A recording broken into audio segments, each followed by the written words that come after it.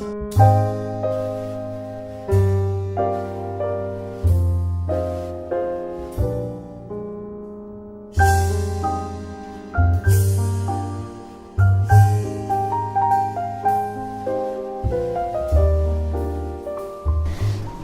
morning friends, hope you're all doing great.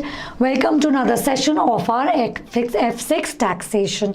Today we shall be doing a very important topic which is about employment income. How to tax your employment income, which basically means the income that you have earned from your source of employment. Definitely that is the major component comprises your salary, also comes in bonuses, commissions, and also a whole list of benefits that your employer gives you as a part of your employment income. So now what portion of it is going to be taxed? Is there any allowable deduction that we're going to reduce from our employment income in order to find out the net income which is liable to pay employment income, which is liable to pay tax. Now one more income before I start, one more point. Remember your layouts for your income tax computation. Your employment income is very much a part of your earned income in your income tax computation. So go back to the pro forma, go back to the empty shell that we had done for our income tax computation. Today we shall be filling in the employment income portion in the pro forma for the income tax computation. Now that we know this, without wasting any time, let's have a look at what Hi. How are you? I'm fine. How are you? Today we shall do it? Yeah. For sure? What time? You say? Just after the session? I think 2. Say about 2. Okay, fine. Would that be okay? Yeah. Manage your lunch accordingly, please. Kishan ji sir का बाहर इनका भी बोला था उस दिन ना.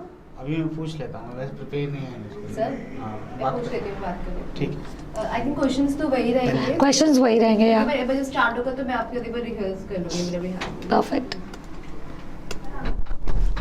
चल रहा है ना? Right, so what do we have? Major components of our employment income would definitely be, first we have to do what? We have to take our general earnings. Now your general earnings, like I said, is going to be comprising of both your cash earnings as well as the benefits that you receive from your employment. So we've got cash and we've got a whole list of benefits as well. From your remuneration income, what do? You reduce your allowable expenses of employment, which basically mean you're going to reduce the whole list of expenses which are going to be allowable expenses, the ones that you can claim from your employer back. So that basically reduces your taxable income under your employment income. What else?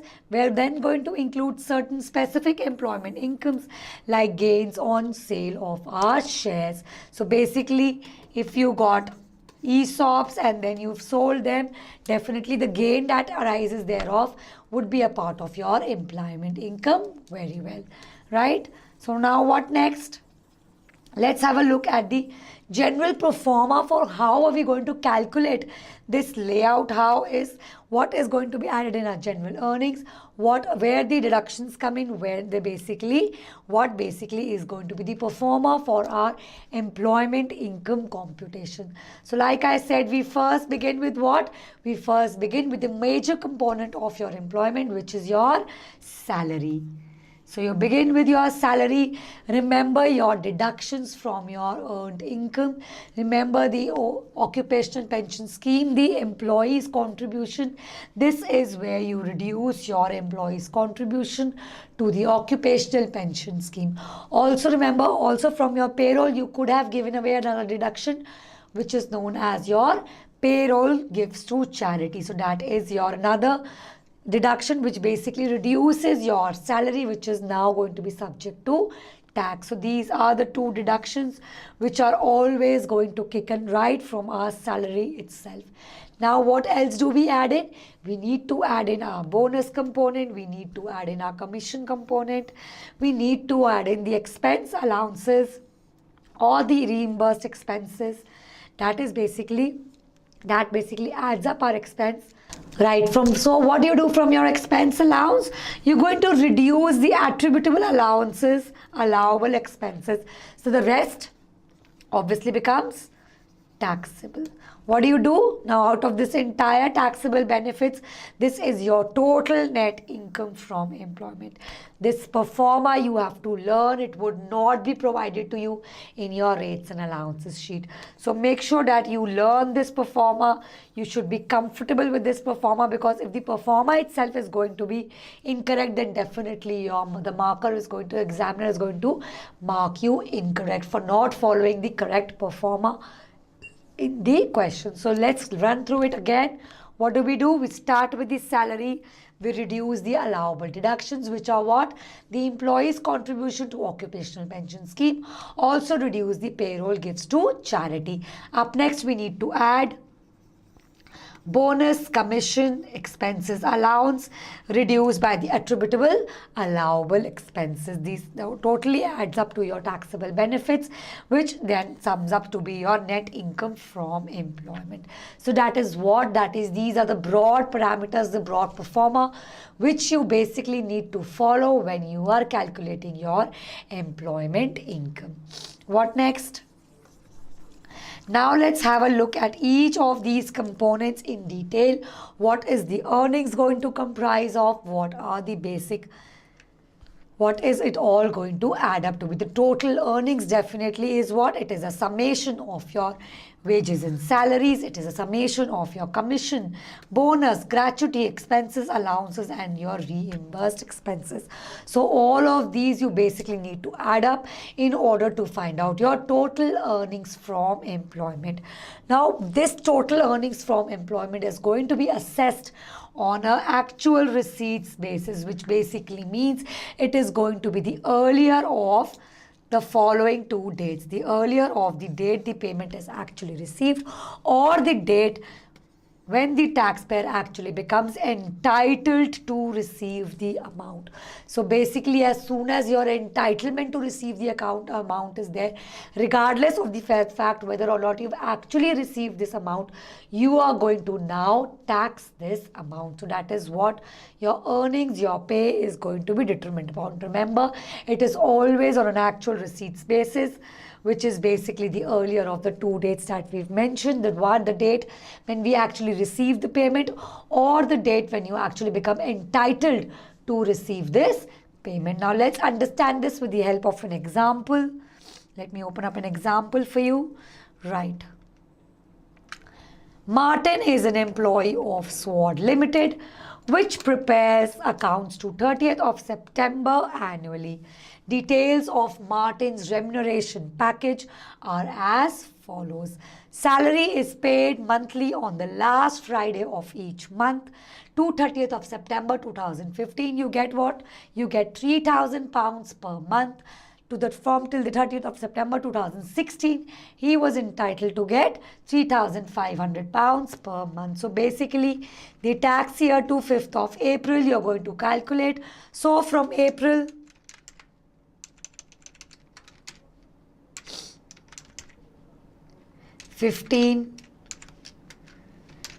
to September 15, which is basically a period of 6 months.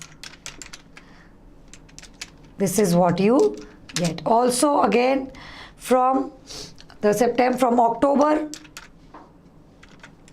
15 up till April 16, another period of 6 months. This is the applicable salary. Remember, you always have to bring it down to your tax year. Income tax is based on your tax year basis, right? What next? Let's have a look at another one. In receipt, bonus is also given in receipt of year ended 30th of September 2014 and paid with the December 2014 salary. Now this bonus was entitled to receive when? The 30th of September 2014, which basically means this would have been deemed to have been received in 14-15 itself. Why? Because it is considered to be the earlier of the two dates.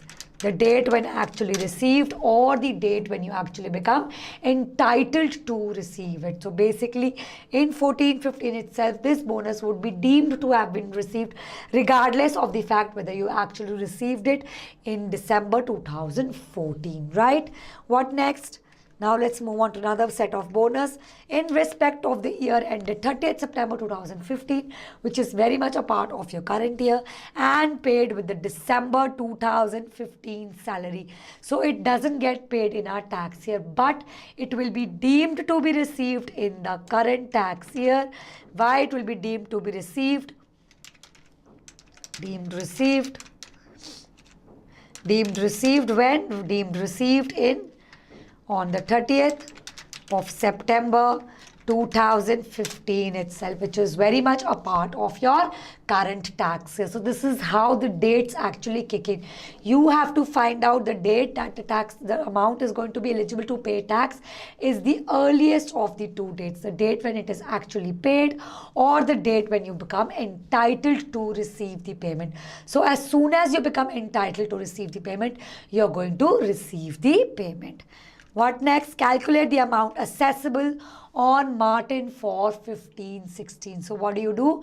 You need to calculate the amount that you are going to be assessable for 15-16. So very simply, let's begin with our calculations. Let's find out first component of your employment income.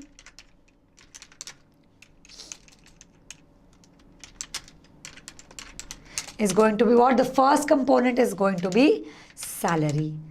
Salary of how much? Salary you've received 6 months, like I said, from April to September, 6 months, you're going to receive £3,000 per month. So let's quickly bifurcate it here. From April 15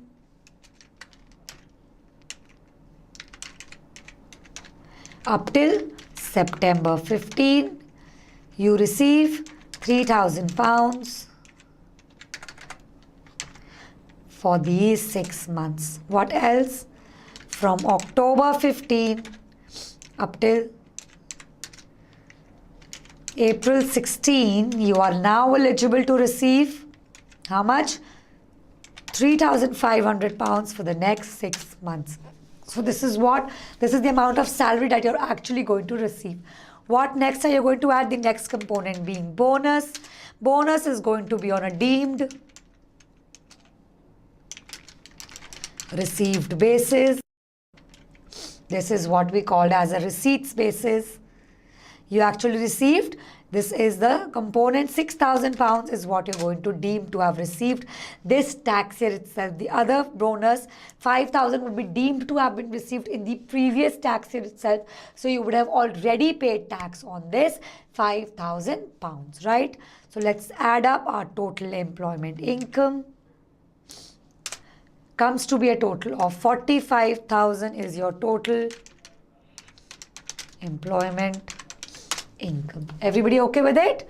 Very well. So now that you know the basic concept, now let's move ahead with the rules of employment income, right? So what do we have up next? Let's find out what are the special rules that basically kick in for higher position employees, which are basically the company's directors. Obviously, directors may want to fiddle around with the payment of their huge, fat, big bonuses. So in order to avoid tax. However, what basically happens is that they are given no leeway. You need to pay tax as soon as it becomes eligible. So let's find out the rules for company directors, which are the senior most employees of the organization.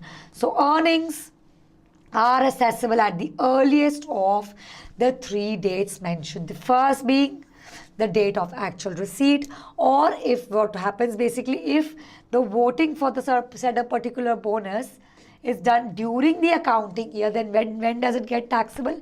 It gets taxed at the end of the accounting period itself, during which it was voted for. What happens when the voting for a particular, say, bonus or something is done after the end of the accounting period? Definitely it is going to get taxed as soon as when it is actually voted for, which basically means the end of the accounting period to which they relate. So basically that is when it is going to get taxed. So as soon as the liability, the decision to pay the bonus is made, that is when you need to pay the tax. So basically if you've received it well enough, you need to pay tax upon it right now. If it was voted for during the accounting period to which it pertains, it is going to get taxed during the accounting period itself. Now what happens if the voting for it is done basically after the end of the accounting period? If it is done after the end of the accounting period, you're going to tax it when it is actually voted for. So these are the 3 dates at which you're going to calculate. You're going to tax it at the earliest of these 3 dates, depending upon when the voting for it is done, depending upon when it is actually received. Now let's have a look at this with the help of an example so that the concept becomes more clear to you. When you're going to look at for company directors, what are the rules? You're going to look at the earliest of the 3 dates mentioned, the date of receipt. If it is voted for during the accounting period, it gets taxed during the end of the accounting period. If it gets voted after the end of the accounting period, it gets taxed when it is actually voted for. So now let's have a look at another example so that we are able to assess when to tax these figures. So let's have a look at, let me open up another question. Right, so what do we have? Eric is a director of Idle Limited, which prepares accounts to 31st December annually. So as soon as you read this, what should click to you? That this person, the said employee, the said person is a director. So it is going to get taxed at the earlier of the 3 dates which we have done so far. So let's have a look at. So as soon as you read in the question paper itself, start getting into the habit of making notes on your question paper itself. So what do we have? Eric is a director of Idle Limited, which prepares accounts to 31st of December annually. Eric was paid remuneration as follows: a salary on the last day of each month at the rate of 6,000 a month. So definitely you're going to get taxed at the end of every month. So this accounting year, it's going to be taxed at 6,000 multiplied by 12 itself. What else? This is actually on the received basis. Director's fees of 20,000 on 30th of April 2016 in respect of the year 2015. What else? The fees for it, sorry, the question is a little missing here. Let me just complete the question itself. Let me get back. Right. Let me just complete this line here. Right. So what do we have? Let me just insert this line here and complete the question. It was voted for. This was voted for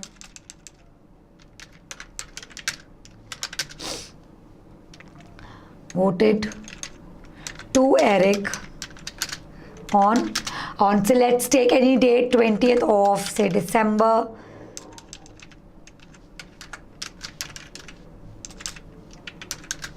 2015, which basically means, what is this date now? Let me get back to my pen. What is this date? This was voted for on 20th of December 2015. So very much a part of your current tax year. So you are going to tax it when it gets taxed for. It gets taxed for during the accounting period itself. So gets taxed during the accounting period itself, right? Now another bonus has been paid for, a performance related bonus of £100,000 on 30th of June 2016 in respect of the year ended 31st December 2015. This was voted to Eric on 8th of March 2016. So very much a part of your current accounting period. It gets taxed when it is actually voted. It is voted during your current tax year. So definitely you're going to tax it this current tax year itself, right? So you need to find out what is you're going to tax upon. Let me just quickly make the notes for you. So let's get back to our workings. When do you actually pay? What about salary? Salary definitely gets taxed when? Salary gets taxed when received, which is when salary gets taxed when received itself, which is going to be equal to 6,000 multiplied by 12. What thereafter? We're going to look at fees now. The second component, fees, is going to be deemed received. It is going to get taxed when voted for. So when voted, which is during the accounting period itself.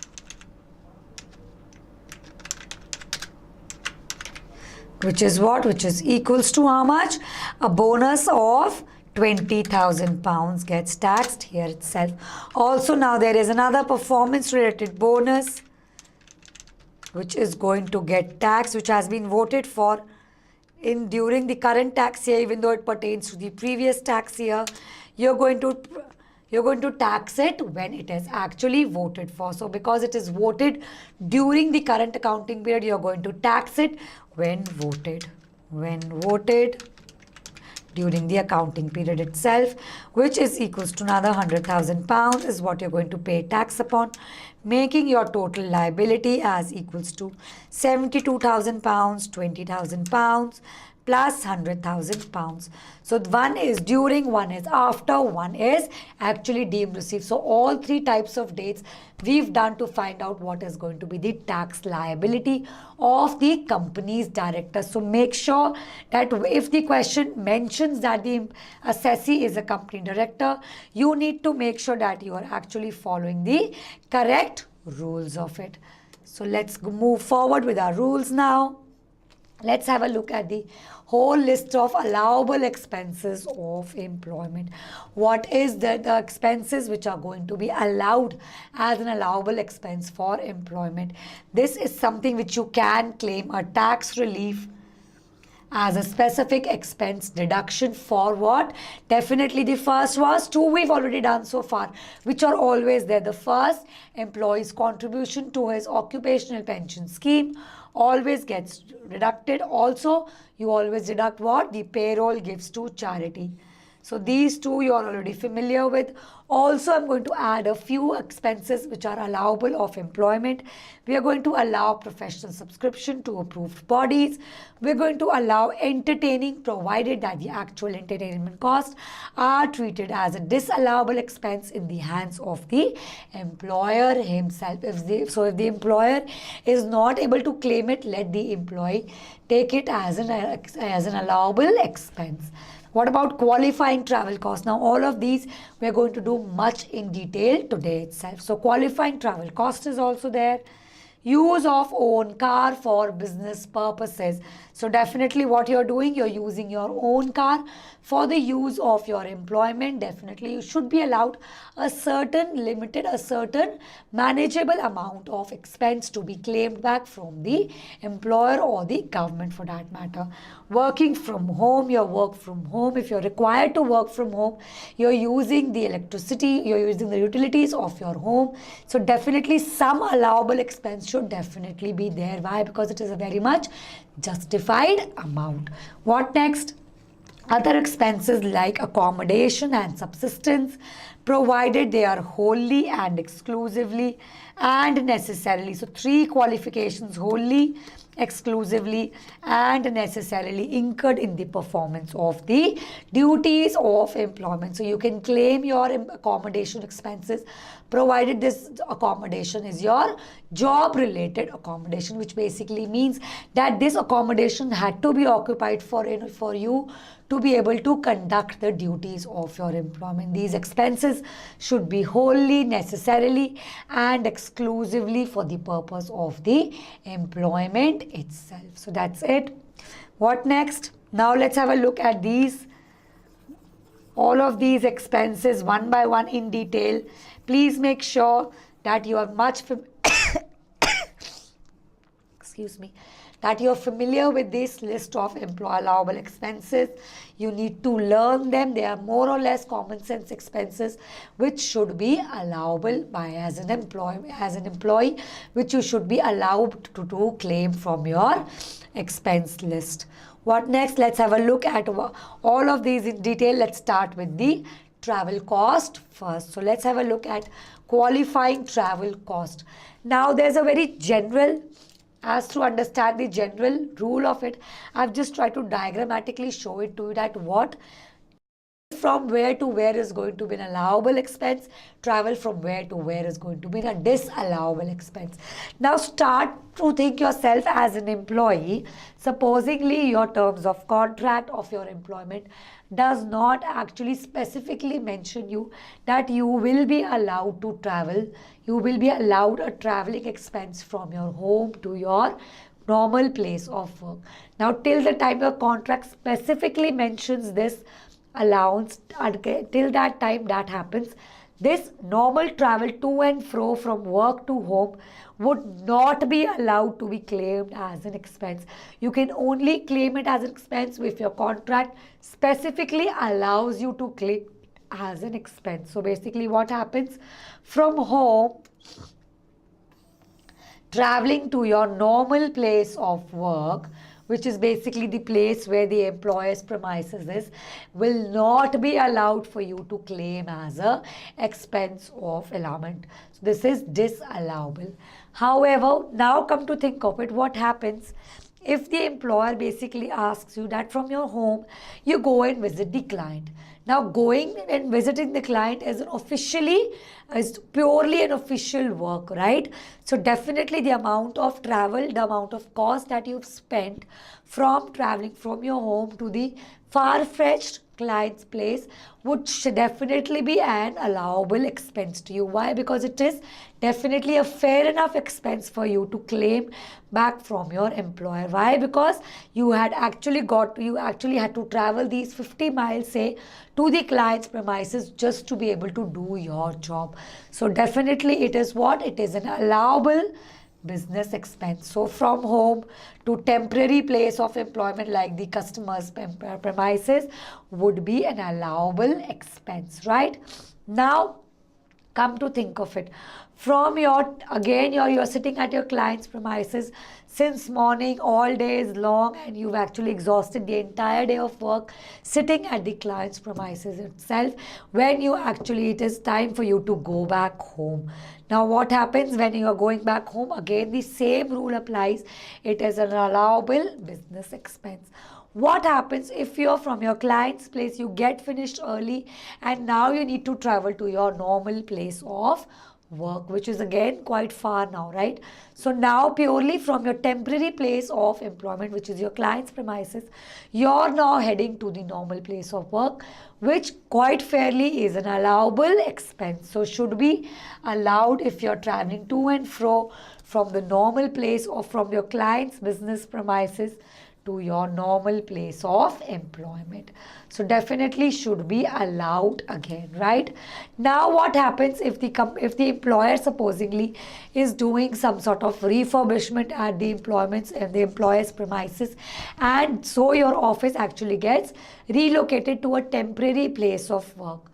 Now this temporary place of work should be less than 24 months. Supposingly, if it is more than 24 months, it very much becomes your permanent place of employment itself.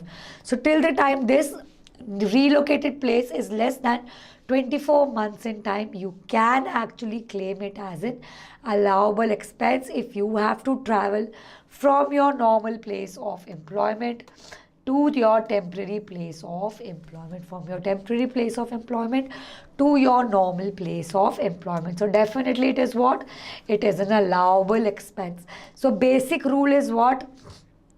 Anywhere the word temporary gets involved, it should be allowable. Why? Because this is temporary. This is not purely normal, which is what? Which is home to office, office to home. So that is only normal. Apart from that, anything which is temporary should be allowed. Right. So basically, what is the rule? Normal travel from home to work not allowed.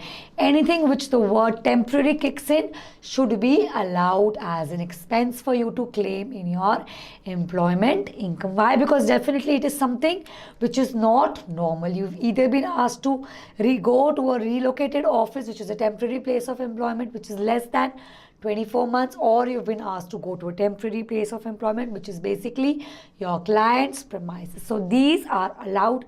Anything apart from that, normal office to home would not be allowed. What next? Now what happens basically if you are being asked to use your own car? So this is basically your private car, but you're using your private car for business purposes, for your employment purpose. So definitely you are incurring an expense, right? You are the one who is basically getting the we are the one who's basically getting the fuel filled in the car, using it for business purposes. So definitely some allowable portion should definitely be there, so that you're at least able to reimburse yourself, you're at least able to claim expense for the amount of fuel that you've actually spent on using your own private car for the business purposes.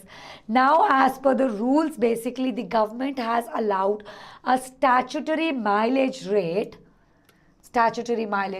which basically is 45 pence per the first 10,000 miles.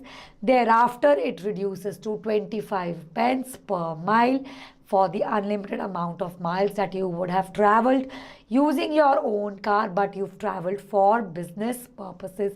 Now this limit is the bare minimum, which basically the government thinks, HMRC thinks is a reasonable enough amount of travel that you would be making by using your own car. So basically up till the first 10,000 pounds you can claim up to how much? You can claim up to 45 pence per mile. Thereafter this rate reduces to only 25 pence per mile thereafter.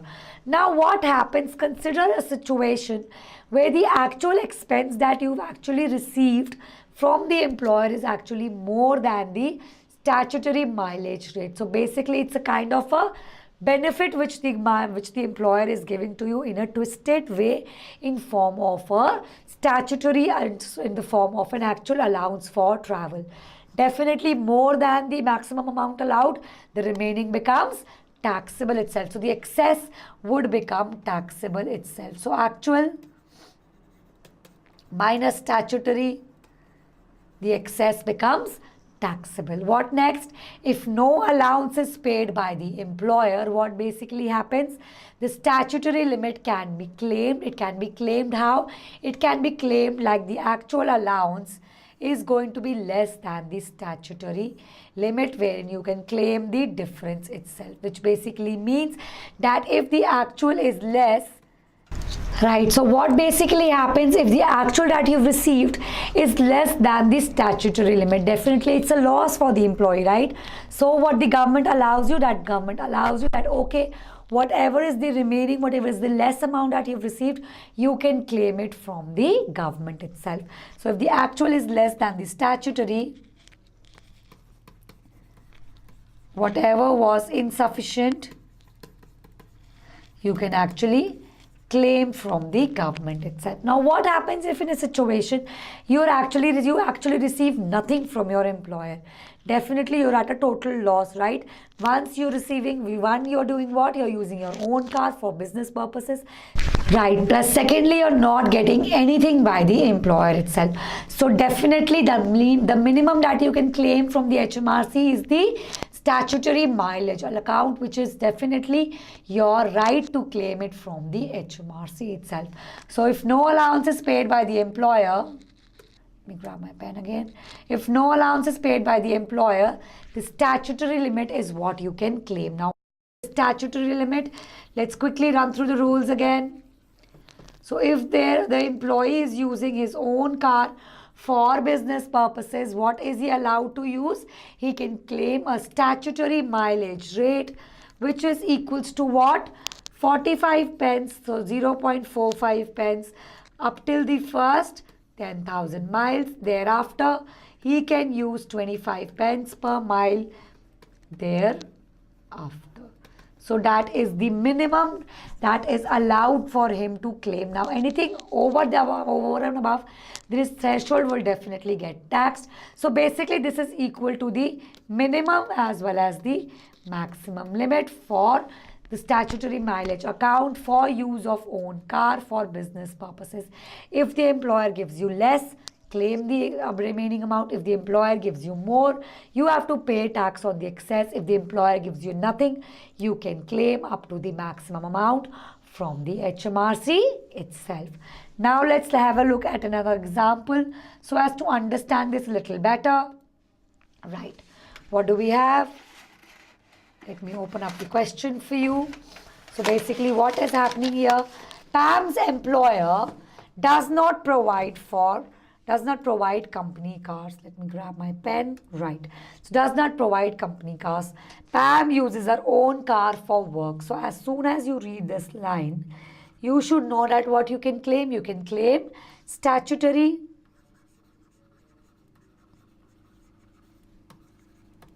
mileage rate, which is equal to how much? 45 pence up till the first 10,000 pounds. Thereafter 25 pence, thereafter miles, thereafter. So these are the rules for you. Her travel comprised what? Now obviously we are only going to allow for what is allowable as a travel cost. What is an allowable travel expenditure? So the number of miles is what we first need to calculate whether or not it would be allowed to be claimed back. Home to normal place of work. Is it allowed? It is not allowed. So this is not allowed. Normal place of work to clients, definitely allowed. Why? Because the client's place is a temporary place of work, so should be allowed. Home to clients, again it is home to temporary place, should be allowed. Home to employer's Christmas party, howsoever lucrative it might sound, however it is not allowed. It is not a temporary place of employment. You're going to your employer's Christmas party. Other personal travel, so definitely not allowed.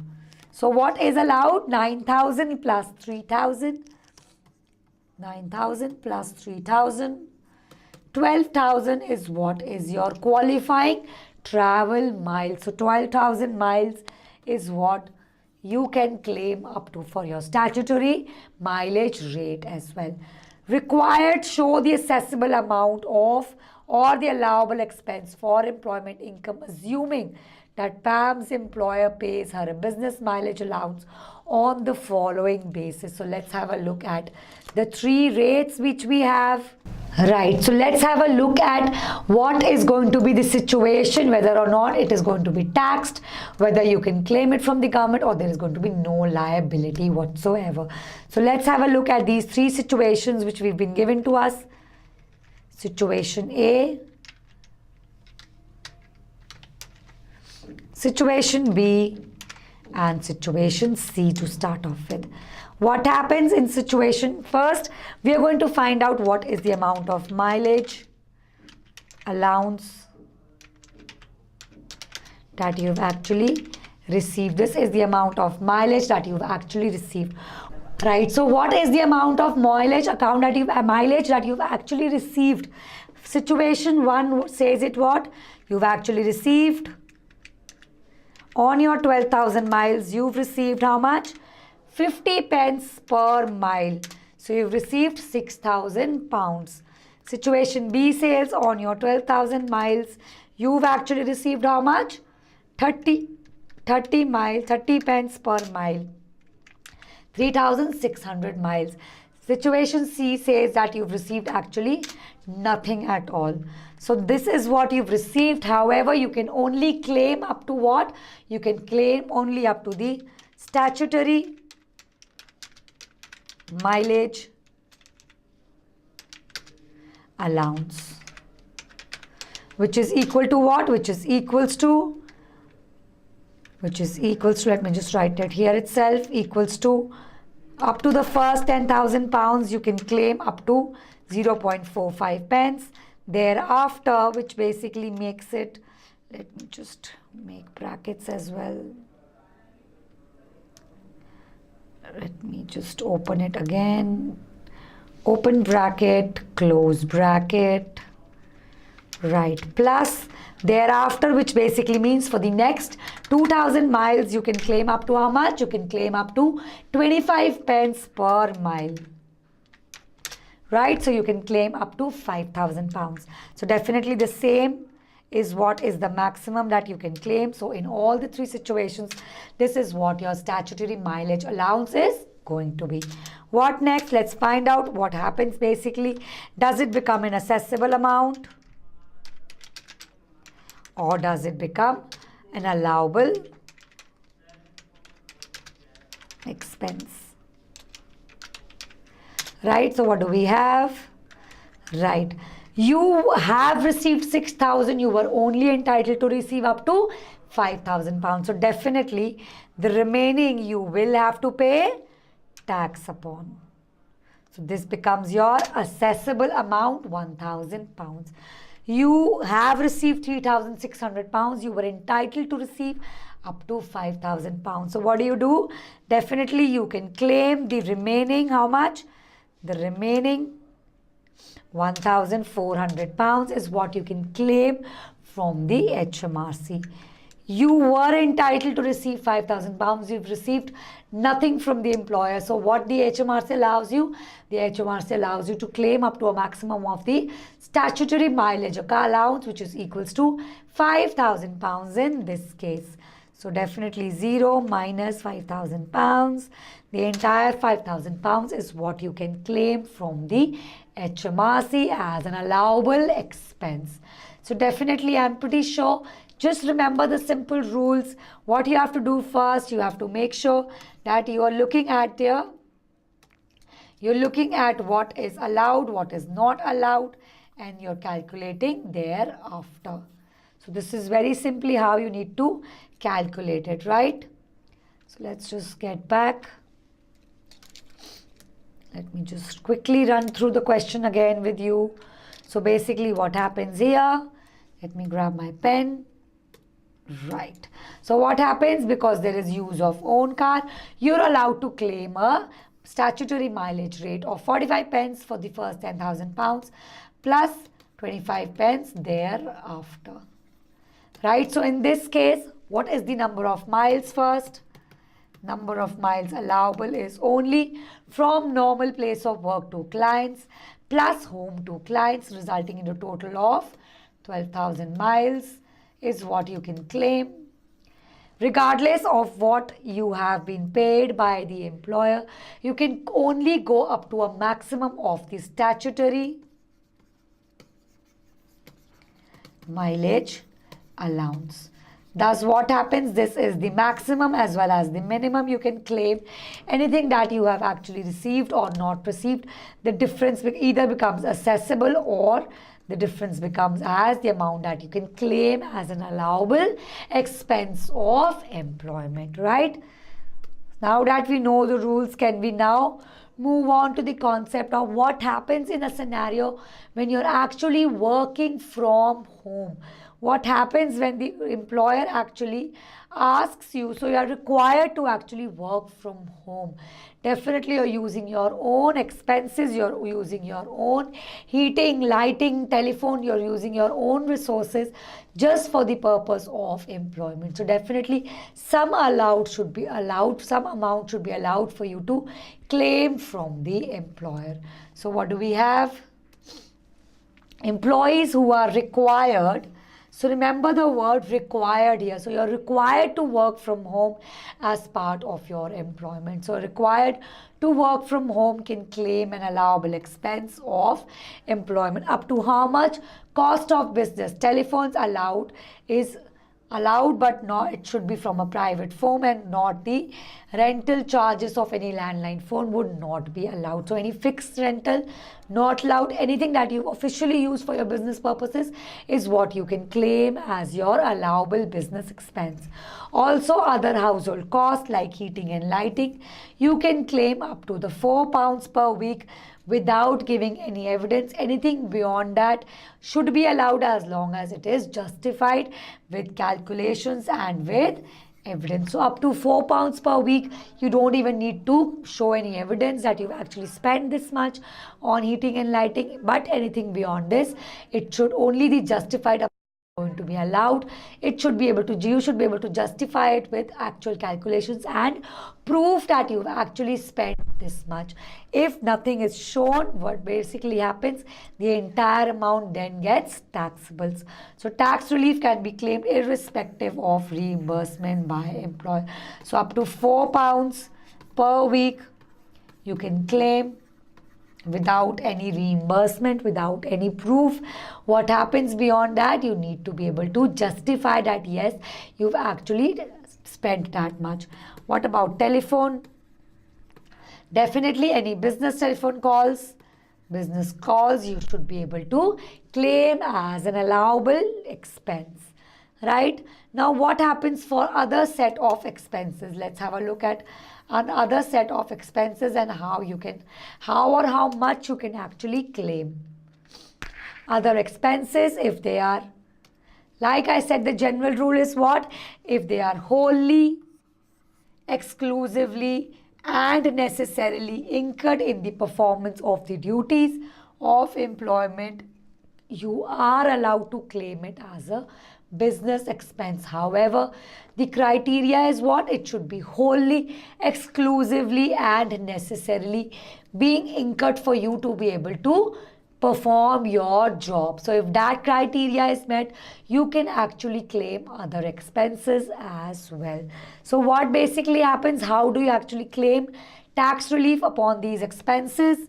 What is the general rule? The general rule is that employee must claim in annual tax return unless what actually happens? Unless an expense is generally allowable, then you can deduct it at source under pay as you earn scheme itself. What happens if it is clearly allowable and the employer has negotiated a dispensation, which basically means a payout has been agreed with the HMRC, then therefore the employer, there is no need to inform the HMRC. The employee, there is no need to actually make a claim. There is no need to make a claim. It is obviously an allowable business expense itself. So you can actually reduce it. You can claim a relief in the tax return itself. So definitely this is how other expenses which are wholly, exclusively and necessarily conducted in course of basically dealing with your employment should be allowed. Now that we've done our expenses part of it, let's have a look at the perks. Let's now have a look at the perquisites. Now let's have a look at the benefits of employment. Whether or not they're going to be taxed. Is the entire amount going to be taxed? Is there some exempt benefits? What are the rules with pertaining to the list of benefits that we have? So now that we're dealing with benefits, make sure that you understand that there are three sorts of benefits that potentially there can be. The first list is your list of exempt benefits. Now, like I said, there is a whole lot list of exempt benefits which are exempt from paying any income tax in the first place. Now, there is a whole lot list. I'm trying to run through the list with you and I'll try and explain this list to you. But make sure that you're able to understand the basic rules that there are for you to be able to understand this list of exempt benefits. This list will not be provided to you in your rates and allowances sheet, but these are general knowledge exempt benefits. So make sure that you know that why these are exempt benefits in the first place. So let's have a look at exempt benefits. Now these benefits are exempt from income tax in the first place. So what do we have first? The first being a job related accommodation that you are getting. Now this we are going to do much in detail. So right now I'm only going to give you a brief. Let me just make pointers as well here. So right now I'm just going to tell you in brief that what it is. Let me just insert a number so that we have a whole list of. Okay, so it's not giving me the option to insert numbers. Let's see if it actually takes it like this. Right, what next? Apart from your job related accommodation, any subsidized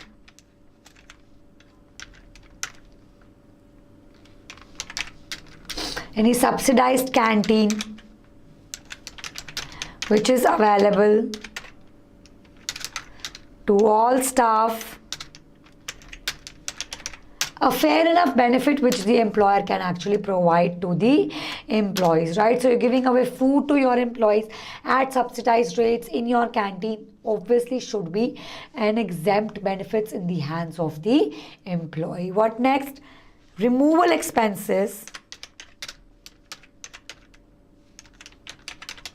up to 8,000 pounds. So let me just put in this sign, up to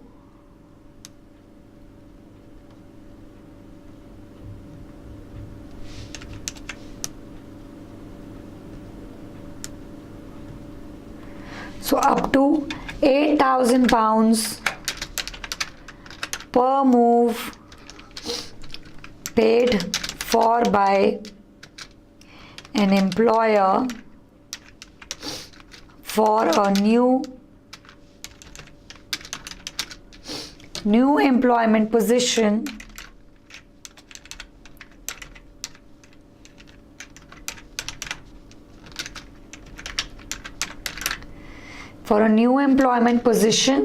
or when an employee's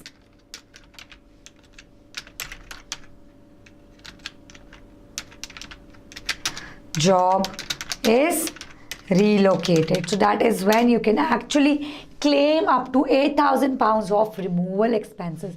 So whether a new job gets created or you're actually shifted to a new place of employment, definitely up to 8,000 pounds you can claim as an exempt benefit. What next? Incidental personal expenses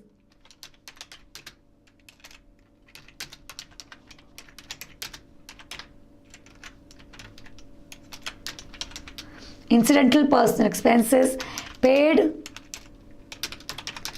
by the employer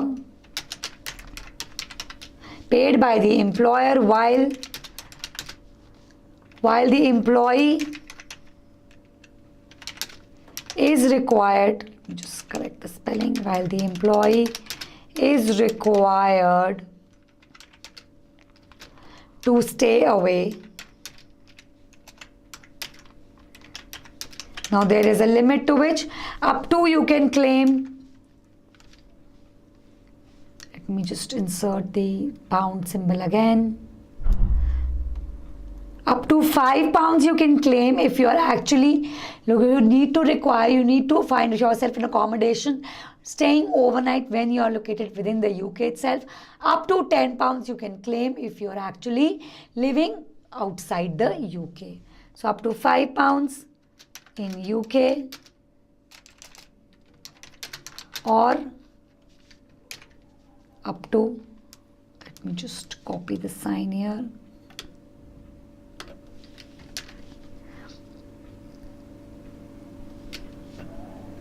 or up to 10 pounds if located outside You can. Now these limits, I'm again saying they would not be provided to you in the exam. What is this maximum limit that you can actually allow as an exempt benefit needs to be learnt by you. So please make sure that these are very incidental common sense exempt benefits. So the list would be common sense to you, but the limit is what needs to be learnt by you. What else? Giving car parking.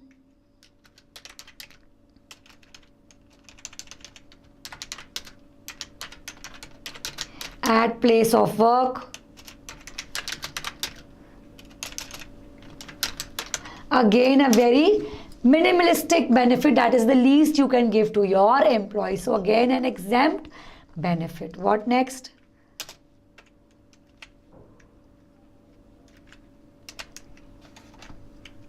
Again comes in what? Use of pool, car or van should be allowed. In case you're using a van, unless private use is significant, it is going to be exempt again. So use of van, unless private, just write it full, use is significant. Again, a very minimalistic, bare minimum benefit that an employer should be able to provide its employees without resulting into any sort of tax repercussions for the employee. So an exempt benefit in the hands of the employee. What else? Supposingly your employer is providing a crèche, again should be allowed. If not allowed, then the bare minimum that you should be allowed is what? For basic rate taxpayers, you should be allowed to claim. For basic rate taxpayers, you should be able to claim up to £55 per week.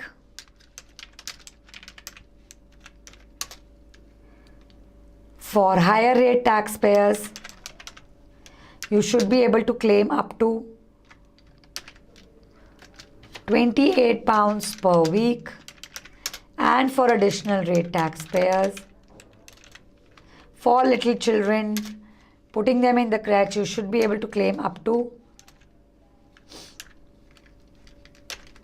£25 per week as an allowable expense of employment. What next? Let's move on to point number 9 now. What do you have next?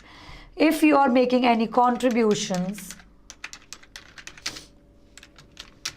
of employers into the, let me write in full, into the employers registered payroll, registered pension scheme, again should be allowed as the bare minimum which the employer should be able to give to the employee without resulting into any tax repercussions for the employee itself. What next? Any sport or recreational facilities provided to staff, but this facility should not be available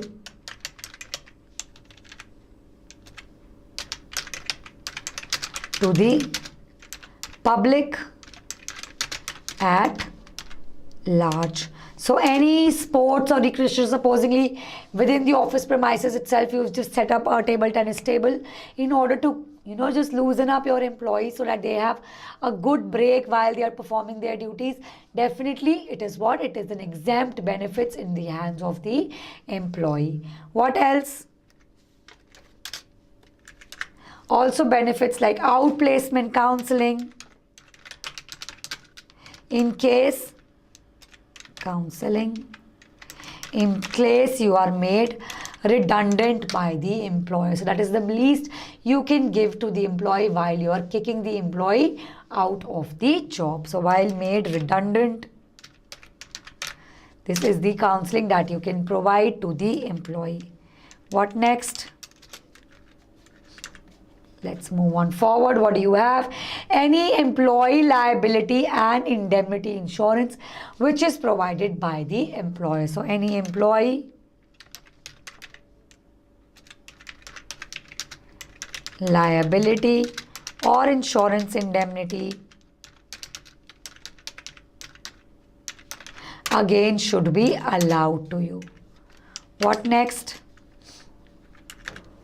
What about staff parties? Definitely a very minimalistic amount of staff parties should be allowed for you to try and, if you can feed your employees, have a little get together, have a little staff party, should be allowed. So staff parties, obviously this amount should not be excessive. So cost per head should not exceed how much?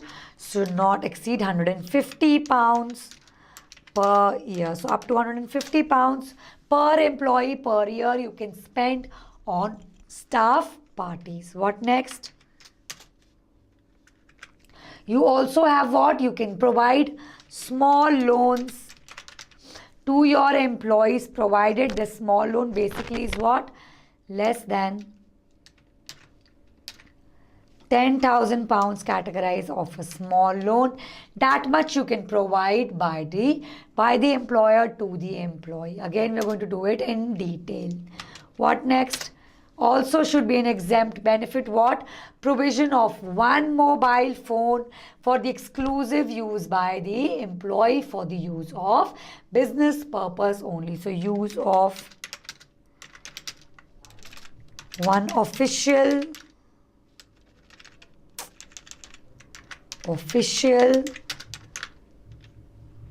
mobile phone should be allowed for official purposes by the employer to the employee without making this benefit a taxable benefit for the employee. What next? It's a whole big list. Most of these are general knowledge.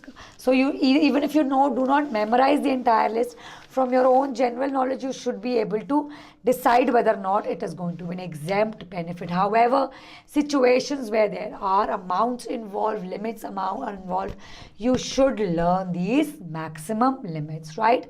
Now what else? Supposingly the employer provides, so provision of office buses again should be very much an exempt benefits in the hands of the employee themselves. Or public buses are being used, public buses at subsidized, or even more better if your employees are actually cycling to work. So public buses at subsidized rates,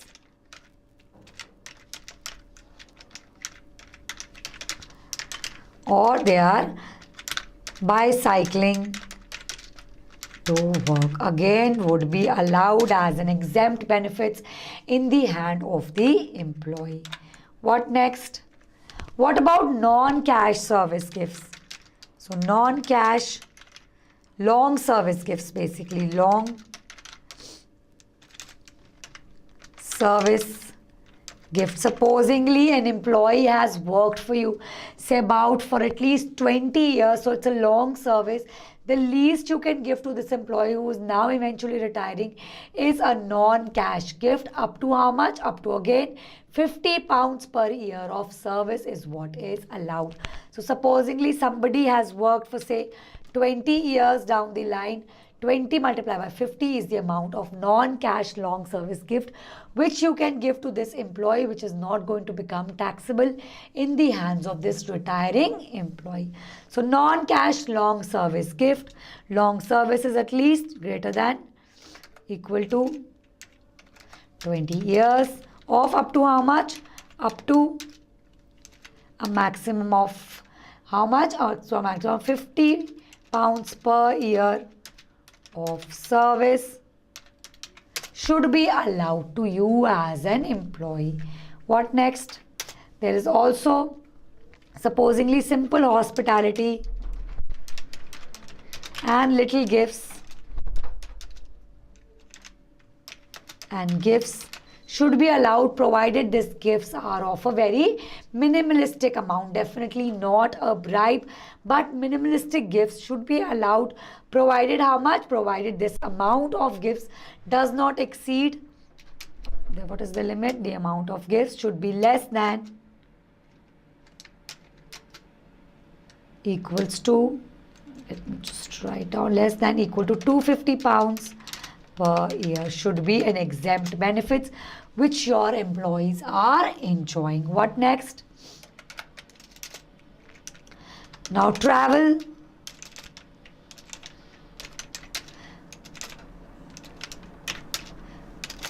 Bear with me, my spellings have all gone haywire. Travel expenses. Travel expenses again should be allowed provided that the public transport is actually disrupted. So if you cannot travel by a public transport, you were forced to use your private car, this travel expense should be allowed if public transport is disrupted. So this much should be allowed to you. What happens? What next? What about entertainment provided? Basically, it should be like a simple gifts, like at any cultural program, you're being provided passes to your employees.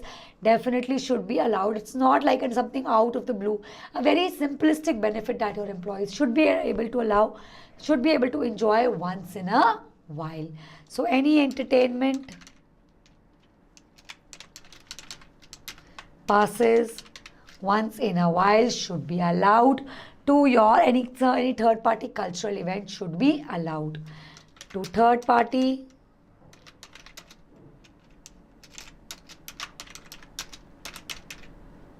cultural event should be allowed. What next?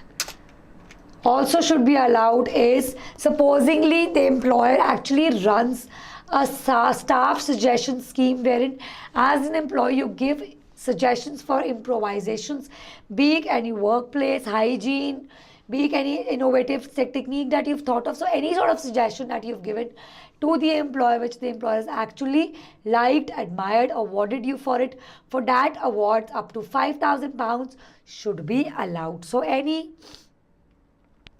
awards up to 5,000 pounds provided then the employer is basically running what? An employee suggestion scheme.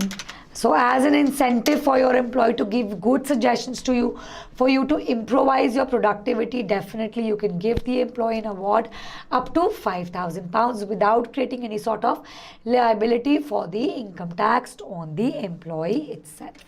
What next? Also you should be allowed to provide for any cost of any work related training should be allowed to you to be taken. What next? What about provision of uniforms to the staff? Definitely a very minimalistic benefit which you should be able to exempt your employees of. So cost of staff uniforms.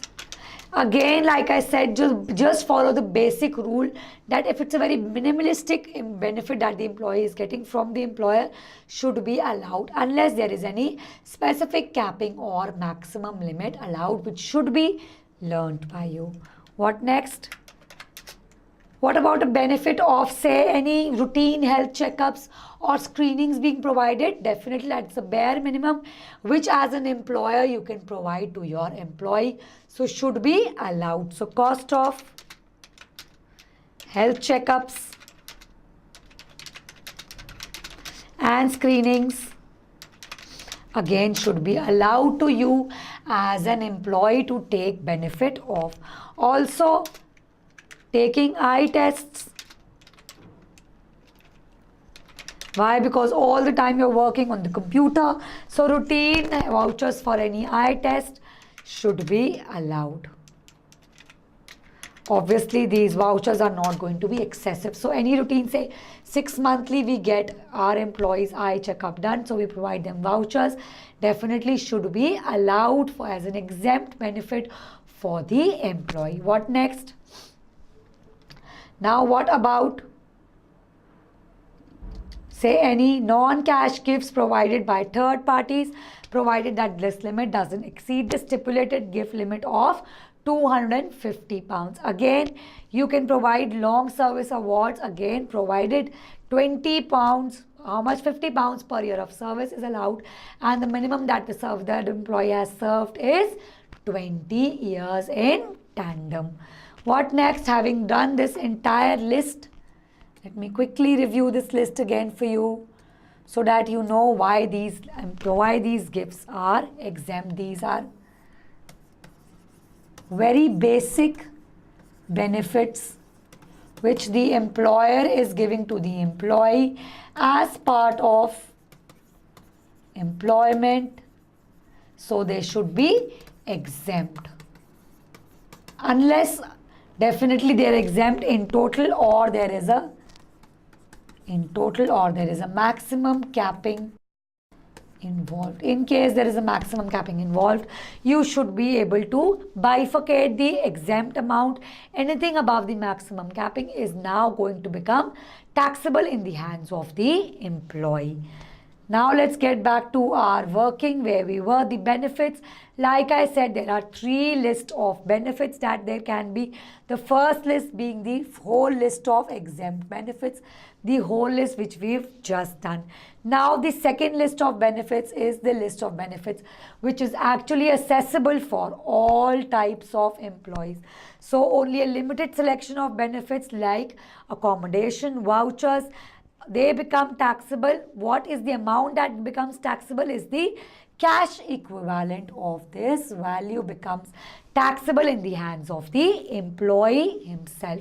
What next? Now there is a few list of benefits which are only accessible to a list of or a category of employees which are known as P11D employees. So for P11D employees, basically what happens, all of the list becomes potentially taxable at the cash equivalent value. So all of these benefits are actually potentially taxable in the hands of P11D employees. So there, like I said, 3 lists of benefits.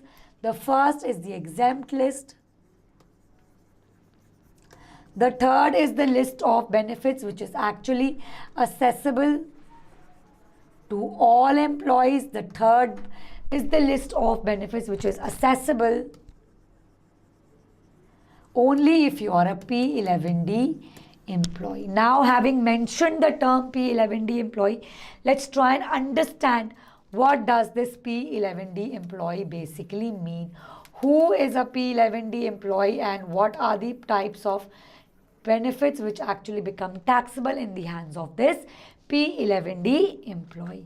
So P11, in order for you to be able to categorize as a P11D employee, you need to fulfill a test which is known as 8,500 pounds earnings test.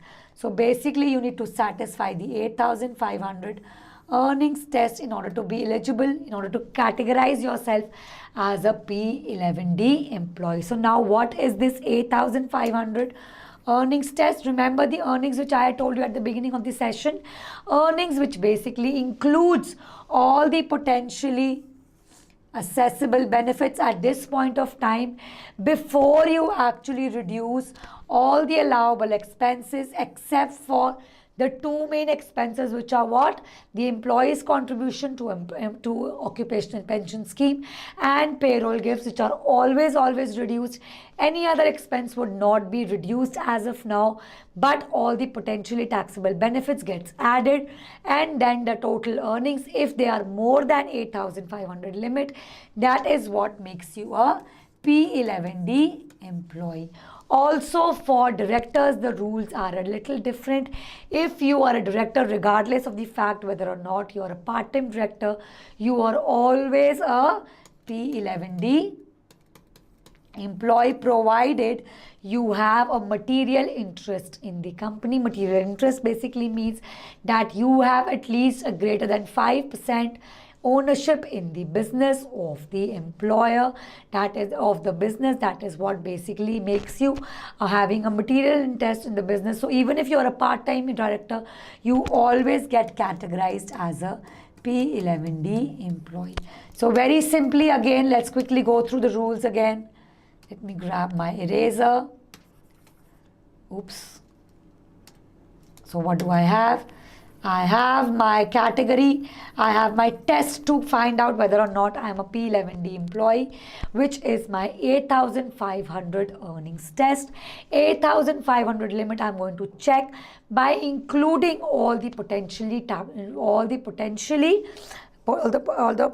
allowable expenses, all the potentially accessible benefits, and you do not reduce any of the allowable expenses. As of now, you find out your total earnings limit. If it is more than 8,500, you categorize as a part-time employee. Also, all the directors are always P11D employees, except for the fact if you're a part-time director but you own less than 5% of a material interest in the business. That is the only condition which you will not be able to satisfy as a P11D employee. If you are a part-time director, you hold more than equal to 5% of the ordinary share capital in the business, you will always be categorized as a P11D employee. So very simply what you do, you first find out the 8,500 earnings test based on the category of employee you are. So including directors. So obviously you need to test whether or not you qualify as a P11D employee or not. Let's understand this a little bit more better with the help of a practical question. Let's do example 4, sorry. Right. So what do I have here? Trevor is an employee of Mud Limited. During 15-16, his remuneration comprised the following, which includes a salary of how much? £7,500, potentially accessible benefits. Now remember your rules.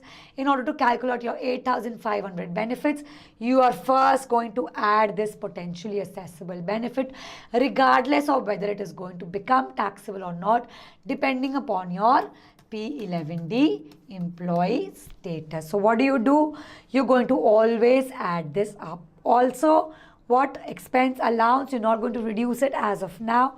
We're going to give it away only if you become accessible. So expense allowance of 800 is allowed. He also paid 5% of his salary into the company's registered occupational pension scheme. So always a deduction which is allowed. So you're going to always reduce this contribution towards the OPS, which is basically equals to how much? 5% of his salary. 5% of salary of 7,500 comes out to be how much? Comes out to be 375. So always allowed. What next? And an allowable hotel and travel accommodation, travel expense of £700. So this you're not going to reduce as of now when you're calculating your P11D status. This will only be reduced if it actually categorizes as a P11D employee. So now, without wasting any time, let's quickly make our calculations. First, we need to find out the P11D status of the employee by having calculated the 8,500 earnings test. So how do I basically do that? Right. So I'm going to find out my remuneration. I'm going to find out the 8,500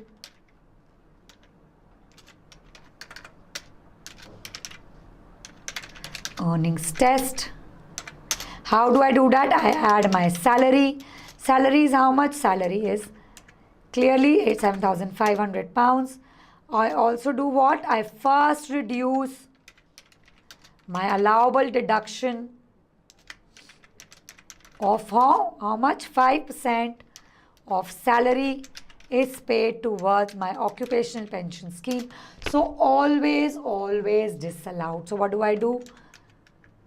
I can take 5% of how much? Of 7,500 comes out to be 375, always allowed. So how much is left?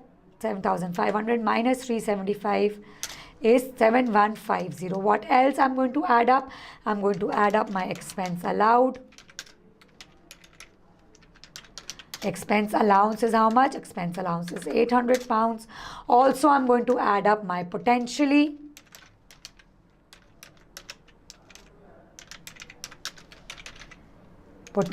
assessable benefit, which is equals to 1,000 pounds. I'm going to add up here in order to find out whether or not my earnings qualify the 8,500 earnings test or not. So what do? In my 7,125 income, I'm going to add an expense allowance of 800. I'm also going to add my potentially assessable benefit of 1,500. Now this is greater than my 8,500 test. So what am I? I am a P11D employee. So all these potentially assessable benefits actually become accessible to me. Only thing that changes is that now I am able to claim my allowable expense at this stage. So what do? I claim less allowable expense of how much? I can now claim an expense of 700 pounds. Why? Because it's an allowable expense. So I can reduce my income earnings now. But all these potentially taxable benefits become taxable. Why? Because I am a P11D employee. So this is what my employment income comes out to be. Why? So remember very clearly, I'm going to quickly run through the rules again with you. Let me just grab a pen. What do? In my income, always I'm going to reduce. In my salary, always I'm going to make deductions. The possible deductions there can be is employees' contribution to OPS. Also there can be a payroll, gives to charity. So always reduce these deductions. Also you need to do what? You need to add any expense allowance, and at this point of time add up all the potentially accessible benefits. You need to add them up in order to find out your earnings test of 8,500, because it is more than 8,500 in this case. The employee becomes a P11D employee. Now is the only point you can actually reduce your allowable expenses. So these allowable expenses, you cannot reduce it at this time till the time you actually find out your potentially taxable benefits, you find out your P11D status, and only then you are able to then find out your total employment income subject to income tax at this point of time. So very simply what you do, you find out your P11D status by incurring a 8,500 earnings test. You do not reduce any allowable expense. You add all the potentially taxable benefits. The only thing that you're allowed to reduce is your deductions of two types. Deduction of the employee's contribution to occupational pension scheme and your payroll gift to charity is the only two deductions that you're allowed to reduce in order to find out your 8,500 earnings test. Now let's get back to the rules. What do we do for our What did we do here? Let's get back.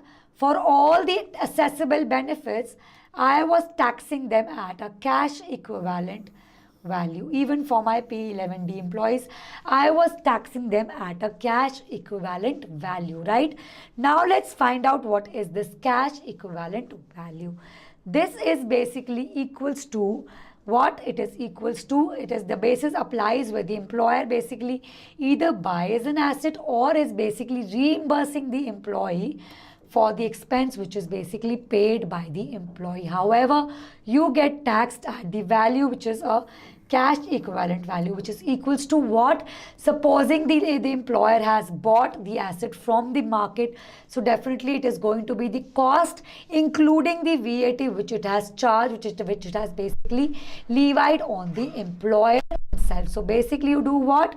You take a full cost including the VAT to the employer. You basically add a full cost to the employer itself. What about if the employer himself owns, that is produces this goods and services?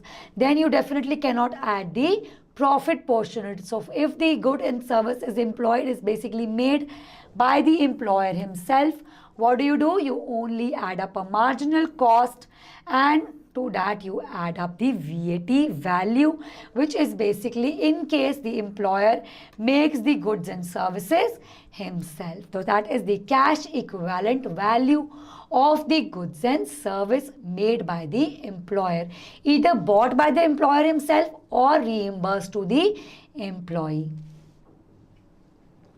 मैं खाना खा के आता हूँ। मेरा बस खत्म होने वाला है, कितनी लगी? 5 मिनट में खत्म करने वाली हूँ, बस लास्ट स्लाइड है अब। ठीक है। ठीक है, क्योंकि फिर वो करना है ना, शूट करना है नेहा के साथ। उसे नेहा को देखना पड़ेगा। चलो कोई बात नहीं, आप कर लो। करूँ शुरू? हाँ, कर लो। ठीक है, बस लास्ट स्लाइड है मेरी आज की। ठीक है, right. So now apart from this cash equivalent values, there is also another concept known as the annual value. Now what is this annual value? Basically this basis is used when the assets are used by the employee but the asset is owned by the employer. So a scenario wherein the asset is owned by the employer but is used by the employee. So obviously you cannot use the cash equivalent value here, right? What do you use? You use the annual value instead.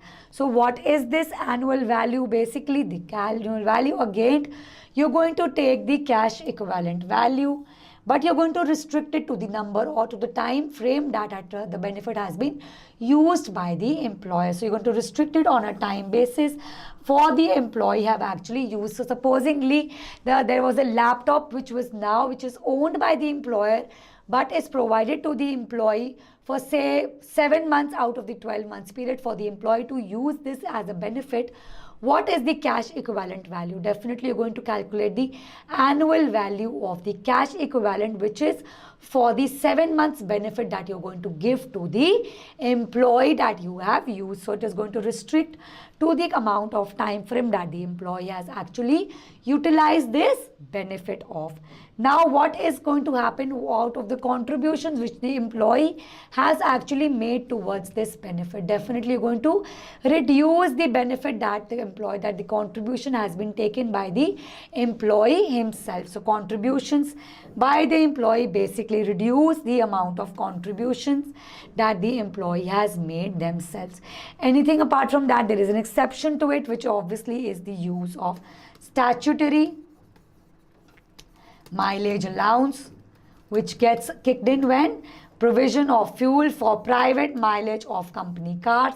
There is no reduction unless the whole of the private cost has been reimbursed. So till that time only a statutory mileage account is what is allowed as a deduction. So very simply what happens if in case there is an annual value for assets which are owned by employer but is used by employee. So benefits like an accommodation, use of laptop is what you get taxed at the cash equivalent value, which is now equal to your annual value. Now all of these we are going to do much in detail in our next session.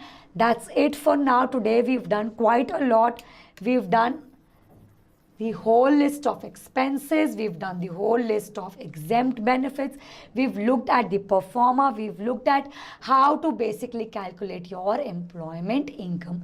The value of the benefits like accommodation, job related accommodation is what, or the use of say private fuel is what we're going to use in our next session. So we're going to continue from where we've left today in our next session and conclude this employment income chapter in the next session itself. As usual, absolutely any query you have regarding today's session, please feel free to email it to me at Shilpi. Let me just quickly grab a pen to write. Oops. Right. So email it to me at Shilpi, ACCA@gmail.com. That's it then. Thank you very much for today. Thank you.